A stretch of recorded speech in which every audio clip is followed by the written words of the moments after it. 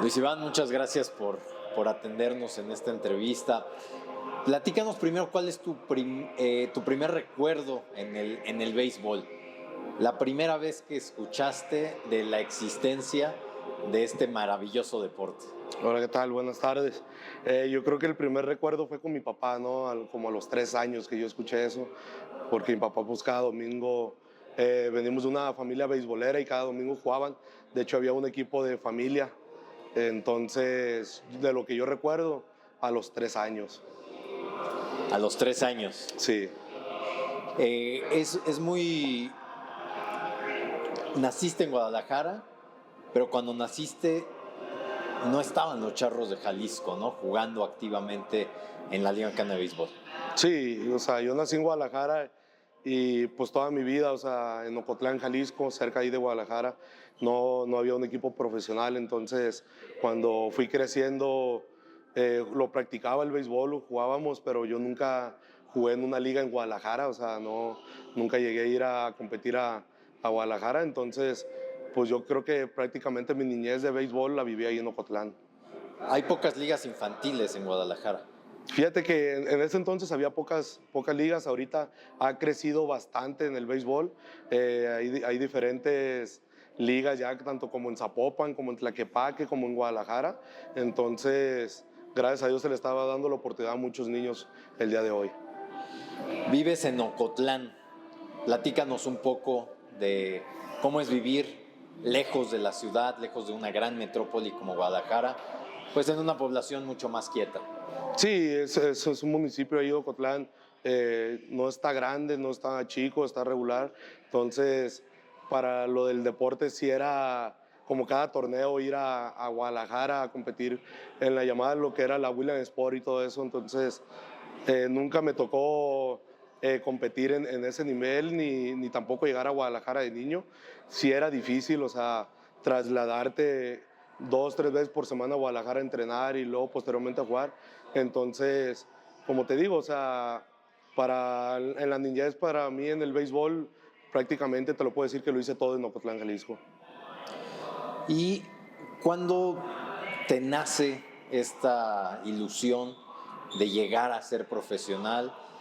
Obviamente pues es un sueño compartido por muchos niños, adolescentes en todo México, querer llegar al profesionalismo, pero a muy pocos se les da.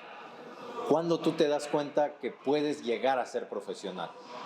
Fíjate que desde que hubo un torneo que iban a llevar a un representativo de Ocotlán a Morelos, y desgraciadamente por inconveniencias no pude asistir, pero o sea, mucha gente me lo decía, sabes que puedes llegar a un nivel muy alto profesionalmente. Recuerdo que como a los 14 años fue cuando empecé más con esa ilusión de que sabes que si puedo competir y posteriormente a los 15 ya empecé a hacer visorías para Liga Mexicana y en 3 ocasiones no se me dio, lamentablemente, pero pues afortunadamente nunca dejé de pelear por ese sueño y posteriormente a los 16 años pude firmar con una organización. En poblaciones pequeñas de México, y principalmente en un estado, en una ciudad que no es muy beisbolera, ¿cómo es la instrucción? ¿Quién fue el que te pudo enseñar esas primeras bases para aspirar al profesionalismo? Sí, fíjate que los que me prepararon para este momento, hubo 3 personas, ¿no? Un señor que se llamaba Javier Tamayo, otro Roberto Cachúa, que desde niño, o sea, yo entrenaba con ellos.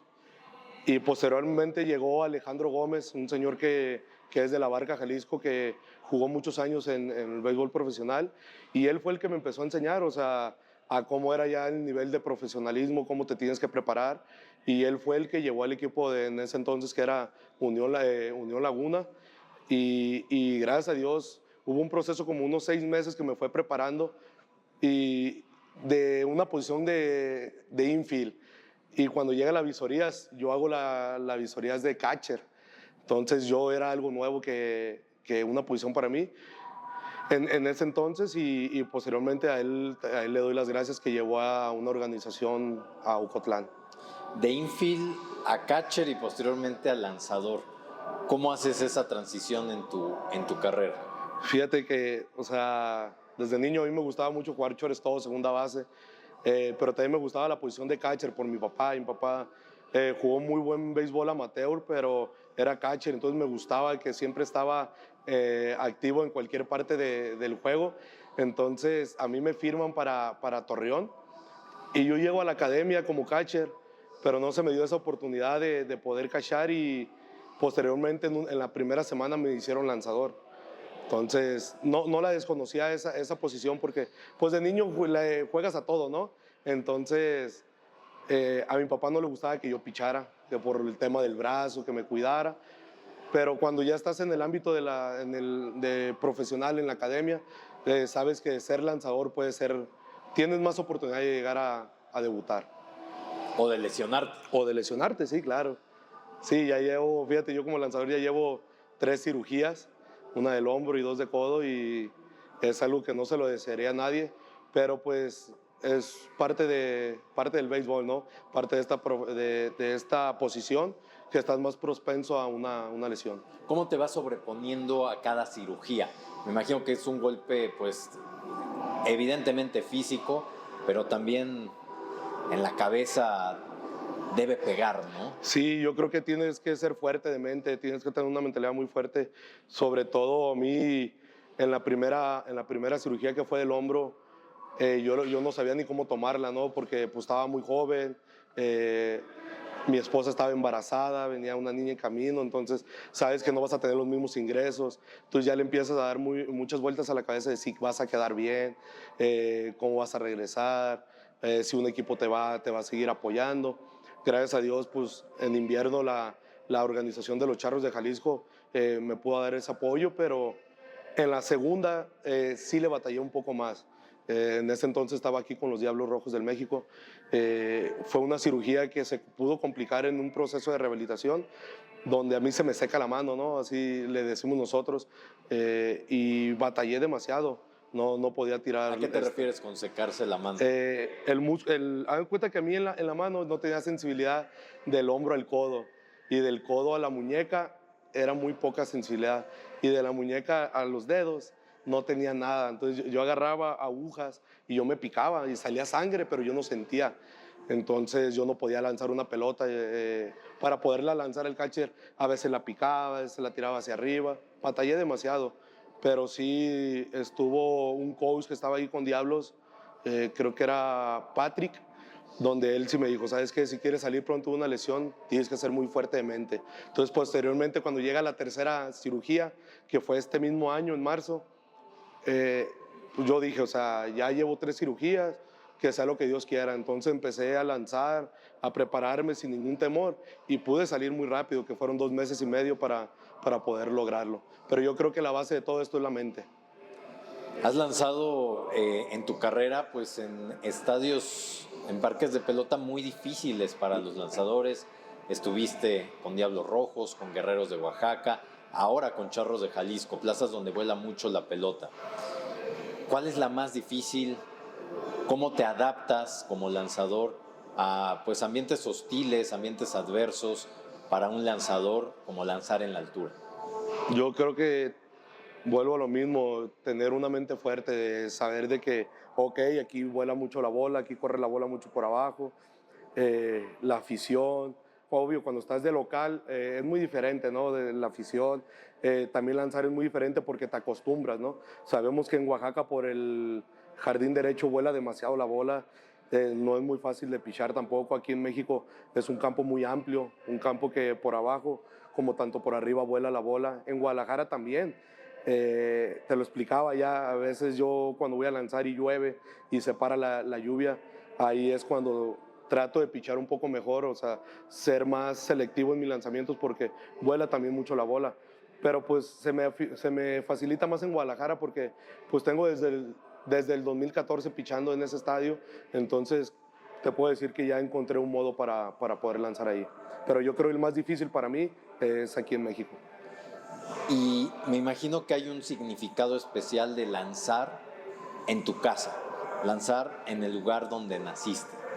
Sí, la verdad, yo siempre se lo dije a mi papá, de que todos mis logros, o sea, iban a ser para él, ¿no? Tanto campeonatos, tanto como medallas. Le he regalado una medalla de oro de un mundial. Entonces, pichar ahí en Guadalajara, o sea, siempre se me viene el recuerdo, tanto como la afición, o que soy de ahí, pero de mi papá, o sea, de que puede verme lanzar ahí. Entonces, el día de la apertura de ese juego, o sea, yo me preparo para él, o sea, porque sé que me va a ver, y también para la afición, ¿no? Porque, pues al fin de cuentas, también la afición de casa te respalda y esperan buenos momentos, buenos resultados tuyos, y quieres dar lo mejor de ti para poderle dar esos resultados de juego. Durante la primera mitad de la temporada, pues los abridores de Charros se veían un poco desconfigurados. No estabas tú, no estaba tampoco Zach Grotz, que bueno, pues fueron piezas clave para que Charros corriera una segunda mitad de ensueño. Desde que llegaste ya, después de tu lesión, ya recuperado, ¿cuál ha sido la química en el clubhouse de los Charros para llegar a la Serie del Rey, pese a no ser los favoritos de la zona norte? La unión. Yo te puedo decir que es la unión, ser un conjunto muy unido. Cuando yo estaba ahí con ellos, cuando estaba nomás en casa, ¿no? Entonces yo soy de las personas de que siempre andan haciendo relajo, de poner música, de andar divirtiéndome, no sé, chiflando, hacer que se sientan parte también de nosotros. Más que nada ahorita de que la liga son de más extranjeros que de mexicanos, ¿no? Sabemos que es muy diferente la cultura de un latino a un gringo. Entonces los gringos estaban como que en su bolita de ellos, y el latino acá era muy diferente. Entonces sí tratábamos, o sea, sí trataba de decirles yo, ¿sabes qué? Pues somos, al fin de cuentas, somos un equipo, tenemos que ser unidos. Y, y la verdad que en cierto momento, cuando empecé a viajar con ellos en el camión o en el clubhouse de visita, yo trataba de hacer siempre el mismo, o sea, de arrimarlo hacia nosotros. Y yo creo que lo más importante que es, lograron unirse a nosotros y nosotros a ellos, porque al fin de cuentas también nosotros nos tenemos que adaptar a cosas de ellos. Y yo creo que la unión y el saber de que no éramos los favoritos, de que mucha gente no creía en nosotros, yo creo que eso también te saca el extra, de poder decir como hay que callar bocas y hay que dar buenos resultados para que al fin de cuentas nos vean aquí, como ahora te lo puedo decir, estamos en la zona del Rey. Benjamín Gil es uno de los grandes personajes como manager en el béisbol mexicano, querido y amado por muchos, odiado por otros, un personaje polémico. ¿Cómo es la influencia de Benjamín Gil en el clubhouse, en el dugout, ya en un ambiente mucho más íntimo, donde tal vez los fanáticos, los periodistas no están, no ingresan y pues no conocen al verdadero Benjamín Gil? Sí, fíjate, cuando yo lo conocí por primera vez, que fue contra Culiacán, que él está contra los Materos, no lo quieres, o sea, de rival no lo quieres, porque él tiene una mente muy fuerte también, y a base de eso nos lo ha venido demostrando aquí internamente, donde él te hace creer que eres el mejor, o sea, saca lo mejor de ti, y mucha gente no lo quiere por comentarios que hace, pero al fin de cuentas esos comentarios yo creo que es algo positivo para nosotros aquí internamente. Se lo dijo una vez Jafet Amador ahí en la Serie del Caribe, ahí en Mexicali, de que pues yo creo que es un psicólogo, no sé, o sea, se te mete a la mente, estás en un slump malo, y por arte de magia, no sé qué tenga sus palabras, pero te lo hacen creer de que tú eres el mejor, de que vas a hacer los mejores resultados, vas a apoyar, y yo creo que esa es la base de él, meterte en la mente de tanto como del contrario como del equipo de él, y al fin de cuentas eso nos favorece y no le das importancia a lo malo que puede estar sucediendo, porque el día de mañana van a venir cosas mejores. Finalmente, Luis Iván, vas a abrir el juego número 3, el primer juego en el Estadio Panamericano Los Charros, después de muchos años sin una final de Liga Mexicana. ¿Cómo es el día o cómo es el ritual de Luis Iván Rodríguez el día que va a lanzar, el día que va a abrir? Sabemos que hay muchos lanzadores que tienen cábalas, que permanecen en silencio durante todo el día, totalmente enfocados y concentrados, o hay otros que tratan de abrirse un poco más hacia el mundo. ¿Cómo es tu ritual? ¿Cómo es tu cábala? ¿Cómo es el minuto a minuto en un día de juego y cómo va a ser justamente antes de una Serie del Rey? Fíjate que no va a cambiar nada de un juego de una Serie del Rey a un juego de temporada regular o un playoff. Yo siempre trato de dormir lo más que puedo ese día, no desayuno ese día, mi primera comida y la única del día tienen que ser mariscos, ¿no? Es lo que yo siempre hago cada mi salida y yo trato de llegar temprano a la hora que lleguen todos porque pues al fin de cuentas tanto como ellos llegan temprano y van a jugar, pues porque yo no puedo hacerlo, ¿no? Trato de llegar y ser el mismo, poner música, jugar baraja, no sé, salir y ver la práctica. Y admiro mucho, como tú dices, hay otros que tienen otro proceso antes de abrir. Y yo les digo, oye, yo quisiera ser como tú. Hay unos que llegan y sus audífonos se empiezan a estirar y están en silencio, no hablan con nadie. Pero no, lo mío yo creo que es lo contrario. O sea, yo llego y lo que te expliqué, juego cartas y son las 7 de la noche y es cuando yo me empiezo a alistar. No desde antes. O sea, yo trato de que para mí sea un día normal como cualquier otro, pero también sabemos la importancia que va a ser un juego 3 y una Serie del Rey. ¿Qué mensaje final le darías, Luis Iván, a la afición de tu equipo, de tu estado, de tu ciudad, del lugar donde naciste? No, el mensaje, como siempre lo hemos hecho, es agradecerles todo el apoyo que hacen. Vemos mucha gente que viaja con nosotros a otras ciudades. También mandarles un mensaje de que nos sigan apoyando. Sabemos el gran equipo que son los Diablos Rojos, ¿no? Sabemos la afición que tiene en todo México y sabemos cómo va a estar el Estadio Panamericano también con su afición. Entonces, invitarlos, estos 3 juegos que se van a jugar en Guadalajara, posiblemente 3, pueden ser 2, no sabemos, pero que estamos agradecidos nosotros los jugadores y la directiva con ellos por todo el esfuerzo que están haciendo y los esperamos ahí a partir del sábado. Gracias, Luis Iván, y disfruta mucho esta Serie del Rey con Charros de Jalisco. No, muchas gracias a ustedes.